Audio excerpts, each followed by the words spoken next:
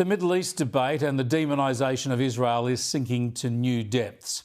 Listen to this from a former Australian foreign minister, no less. This is the first time in the eyes of the world that a modern country has used mass starvation against a civilian population as a weapon of war. Terrible, terrible photos of babies with their vertebrae showing through their starved skin, their internal organs, according to the paediatricians, collapsing. They will bear the marks of this starvation for all their lives, suffering stunting. Of a 14-year-old youngster on a pallet, wounded after being shot by these heroes of the IDF because he presented at a food distribution centre seeking food for his family at the wrong time and was shot. Look, this stuff is just sickening. We all know the situation in Gaza is horrendous, but allegations that Israel is starving people or deliberately killing civilians are just disgusting. They are not based in fact. They are merely the repetition of Hamas propaganda. And just because this sort of propaganda is amplified by the United Nations, by the BBC, The Guardian and the ABC, doesn't make it true. And it doesn't make it worthy of promulgation by the Labor Party. People need to deal in facts. The only reason anyone in Gaza has any food at any time over the past 21 months is because Israel has allowed aid in and delivered aid itself, all of it. No one else is looking after Gaza, not Egypt, not Jordan, not Saudi Arabia. It's only because Israel is sending food, water and electricity into Gaza that anyone is alive there. Left to Hamas, they would all be finished. So Israel has to keep Palestinians alive while it fights their terrorist leaders and soldiers. Israeli forces issue warnings about where they will attack and they provide safe passage to civilians. Has a nation trying to defend itself ever done more to minimise civilian casualties, even though it makes it harder to get the Hamas terrorists that they're after? Of course not. No one's done it like this before. No one's tried harder to get civilians out of the way before they launch these attacks. Yet Carr likens Israel to the Nazis and other monstrous regimes. There's a pattern of behaviour here that really demands comparison with the worst of the last 100 years, of Stalin's Ukraine, of the Warsaw Ghetto, of Mao's Great Leap Forward. Families who have now gone for 5 days without a crumb of food. And the point is that the IDF controls all the levers.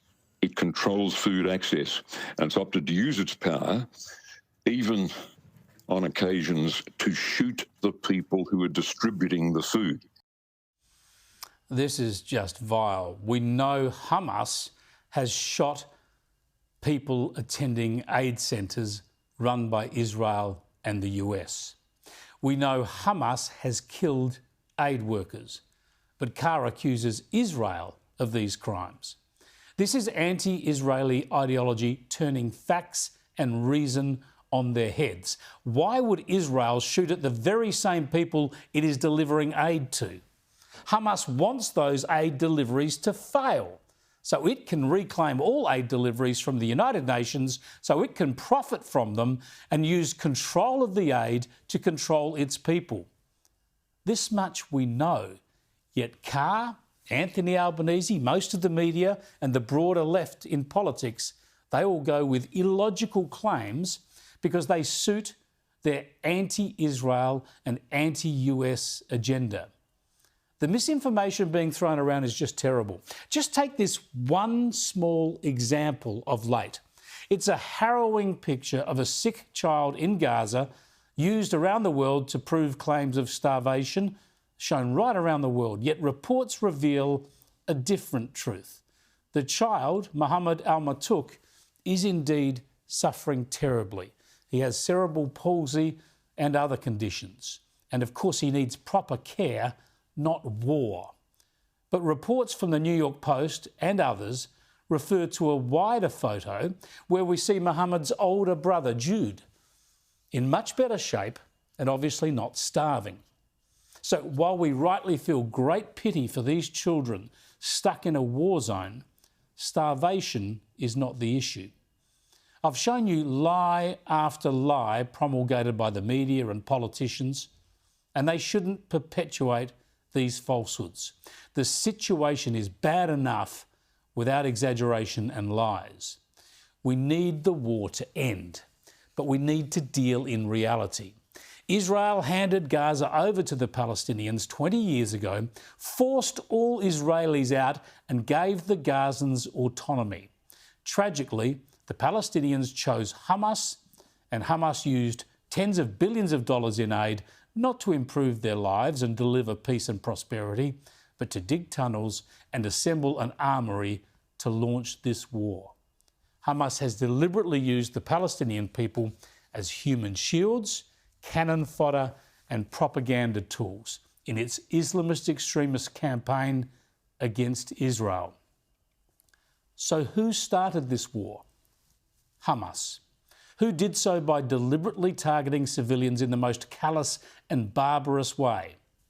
Hamas, who perpetuates the war now with weapons and attacks on Israeli forces. Hamas, who committed the war crime of taking hostages, raping hostages and killing hostages. Hamas, who continues these war crimes daily and prolongs the war by holding the hostages. Hamas, who took Israeli bodies and keeps Israeli bodies as bargaining chips for the release of its own terrorists. Hamas again, who attacked aid centres, is opposed to Israeli and US aid deliveries and has profited from aid as a tool of control in Gaza. Hamas again, who has refused to sign up to the ceasefire on offer right now. It's been on the table for the past 2 weeks. Hamas, who is a terrorist organisation committed to the genocide of another group of people in the Middle East, the Jews. That would be Hamas again. Why are Gazans not protesting in the streets, demanding the release of the hostages to deliver an end to the war? Well, there can only be two things stopping them.